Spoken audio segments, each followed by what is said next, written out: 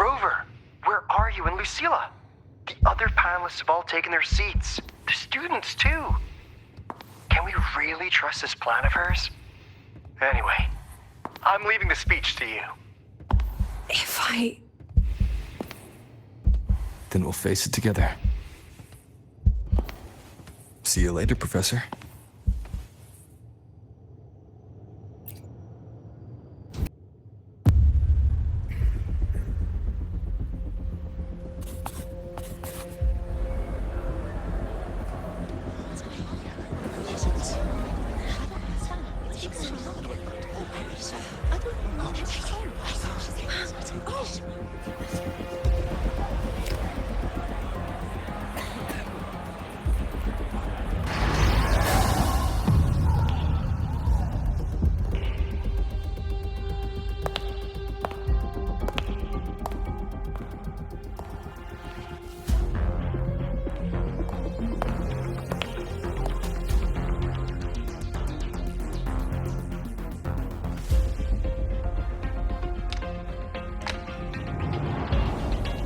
President Lucilla, I'm Cameron, Permanent Secretary of the Space Trek Collective Board. By appointment of the board, and on behalf of the Investors Conference, I hereby convene this second special inquiry concerning the Synchronist Program of Star Torch Academy.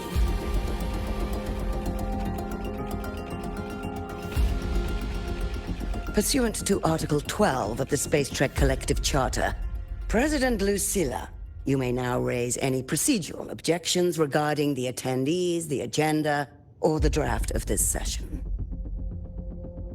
I would like to know the national composition of this review panel, Ms. Cameron. This panel consists of 10 members, all from the new Federation. 5 serve as special representatives, and of the remaining 4 permanent board members, 2 have abstained and delegated their voting rights to the Federation. Additionally, we have Mr. Alto, attending as independent auditor on behalf of the Black Shores. Then, Ms. Cameron, I believe the current composition of this panel fails to comply with charter regulations governing review committees. According to the regulations, any participant authorized by a board member shall be deemed to hold the same nationality as that member. The panel's composition is perfectly valid. Pardon the interruption. If that's the case, then Rover, currently a student at Rebel College, can also be considered a panelist appointed by the Black Shores. Here's the paperwork. Welcome, Rover.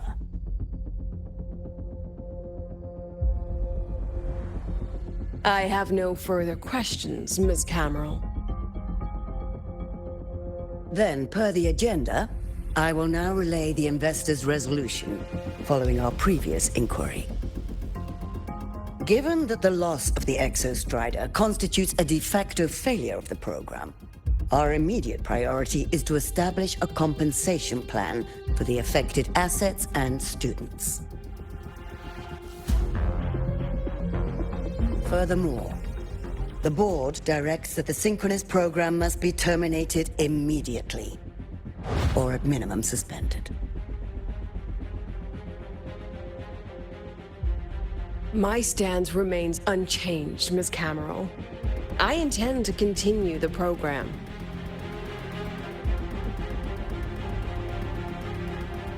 We require a justification.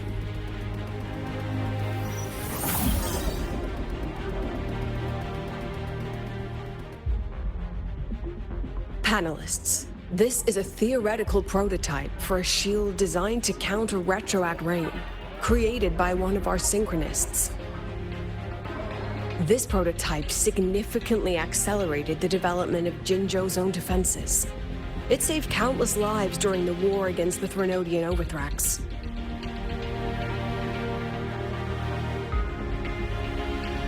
And yet, The material used in this prototype was originally nothing more than discarded scrap from one of the engineering department's experiments. It was only because its designer was a synchronist, educated in engineering, void matter, and even meteorology, that this material found a second life. You seem to be arguing for the superiority of general education for the Synchronists, President Lucilla. However, general education isn't even included in the program's white paper. I fail to see a link between that and advancing the Synchronist program.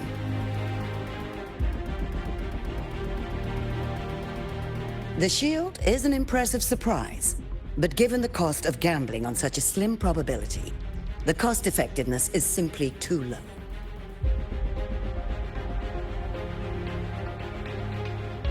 Ms. Cameron, panelists, how exactly are we meant to measure the cost-effectiveness of failure?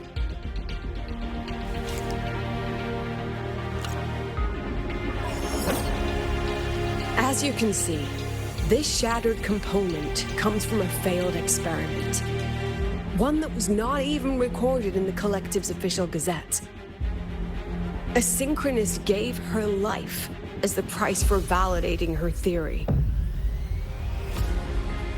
50 months later, this very component became the final piece for the construction of the starward riseway, the bridge between Lahai-roi's Earth and the sky.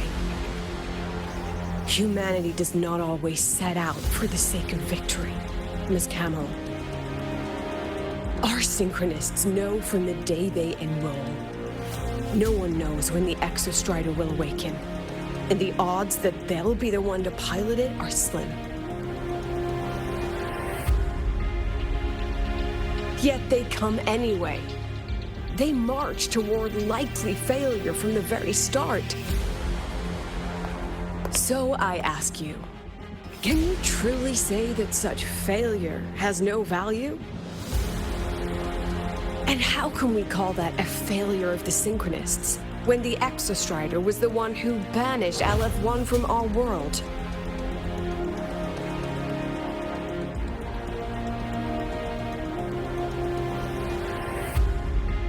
Secretary Cameron, the Black Shores representative requests the floor. Proceed. On the subject of unforeseen benefits from the program, we find ourselves in agreement with President Lucilla. This is a set of disclosable data we've just compiled. Significant proportion of current Black Shore members came from Star Torch Academy. These bloom bearers demonstrate exceptional capability, talent, and resolve, traits most prominent among the Synchronists. Furthermore, the Synchronists serve as role models for other students. I believe Rover is better suited to speak on that.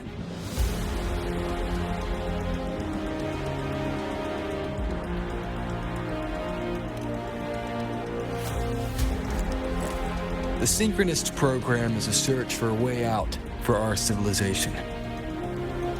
When we believed the Exostrider was the only route, then those fit to pilot it were the Synchronists. Now that the Exostrider is no longer a viable option, the ones fit to search for a new way out are still our Synchronists.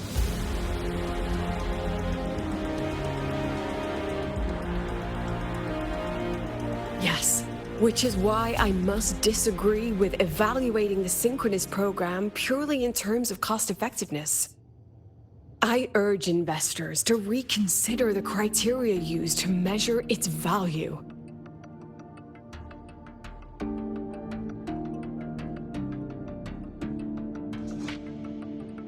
We require a discussion. This session is adjourned for 5 minutes.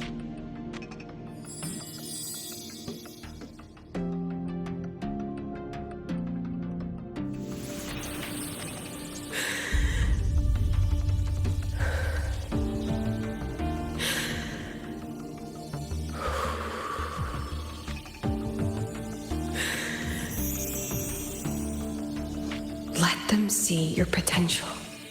Let them see your value. But that is not enough.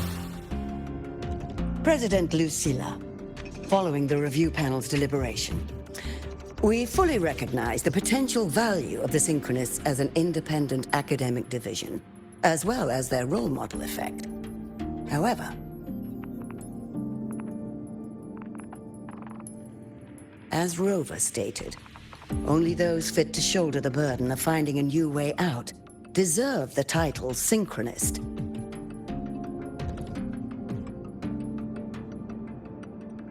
Therefore, we propose a compromise. Rebel College will be preserved, but all future training must be subject to the guidance and review of this panel. Let's both take a step back, shall we? President Lucilla.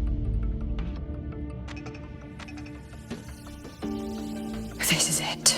The final fight, Lucilla. Take a deep breath. Keep your composure. And remember.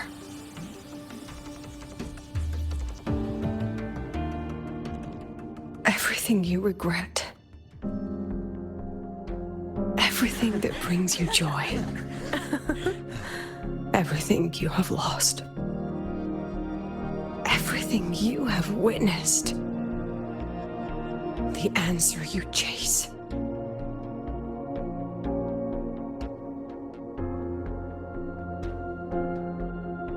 The treasure you give everything to protect.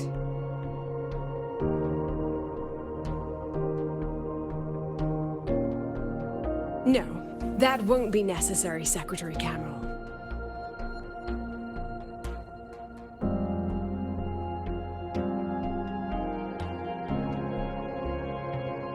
The Synchronists of today, they remain the closest thing this world has to a way out for our civilization.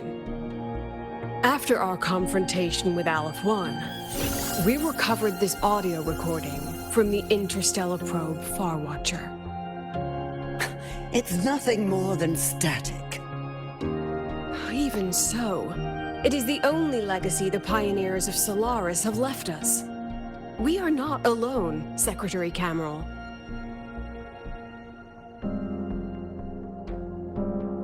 Just as our ancestors took shelter in caves, just as Star Torch Academy was built in Lahai-roi, just as humanity itself endures on Solaris, a brave soul took the first step to claim that future. I fail to see what this has to do with the Synchronists. Using Rebel College research, we can build vehicles driven entirely by augmented resonance. That means complete immunity to frequency interference. And the training our Synchronists undergo makes them the perfect pilots for these vessels.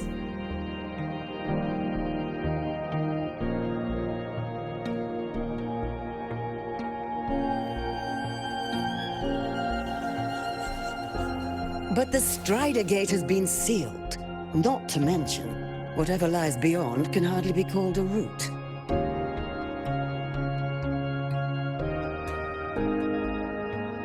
Who said civilization's route to the future has to go down?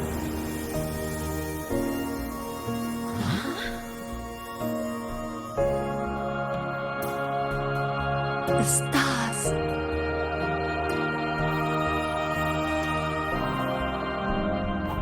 President Lucilla, I'm sure you know, any instrument that nears the etheric sea. I am well aware of that. However, by relying on augmented resonance effects, the Academy can overcome that barrier. And if it fails, the cockpit becomes a coffin.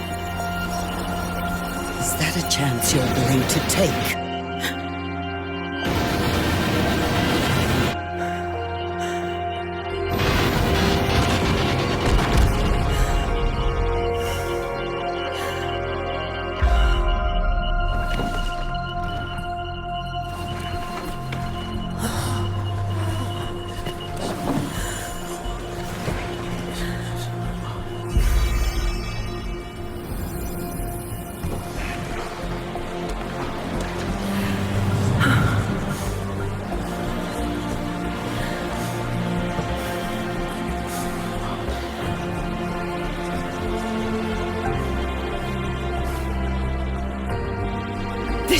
hard decision.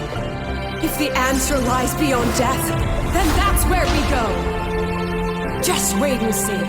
My brightest students will pierce the sky for all to see.